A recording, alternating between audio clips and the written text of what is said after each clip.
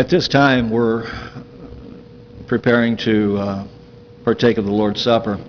And usually, when we're here, we think it's about us. People in Leavenworth Church, Americans.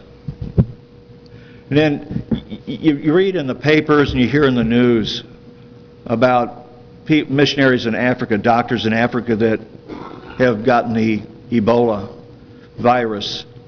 And one of the gentlemen I read went to ACU, Church of Christ.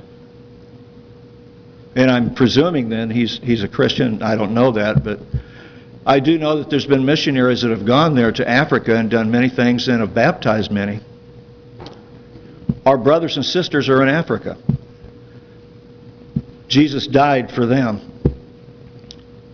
And today, on the first day of the week, as we've been commanded, in the example given in the New Testament, they're partaking of the Lord's Supper also, even though they're a day ahead of us. You read about the Middle East, about the 40,000 people, Christians is what it says in the media, are up on the upper part of a mountaintop, and how they're being persecuted there, and they're going to be killed by ISIS. How babies and children have been beheaded. And yet our brothers and sisters very well could be there too. And they would be remembered also when we partake of the Lord's Supper.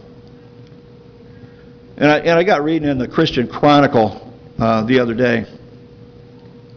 And I hadn't really thought of it this way before. But there's churches down in Texas, southern Texas, that we hear about this rush of people across the border, and we want to think illegal, illegal, illegal, because of all the dangers involved there. But how many of them are Christians too? And God died for them, Christ died for them.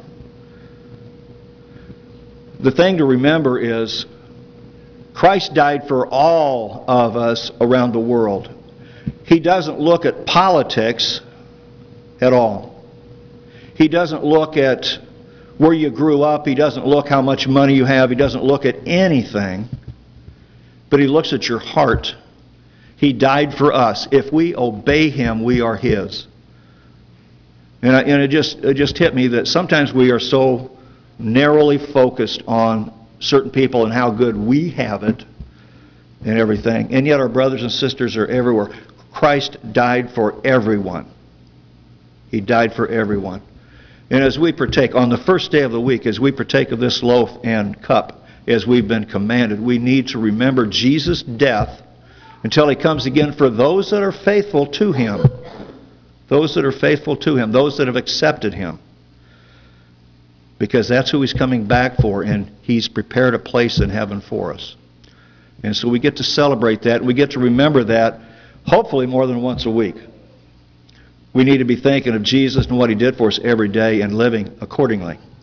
Shall we pray?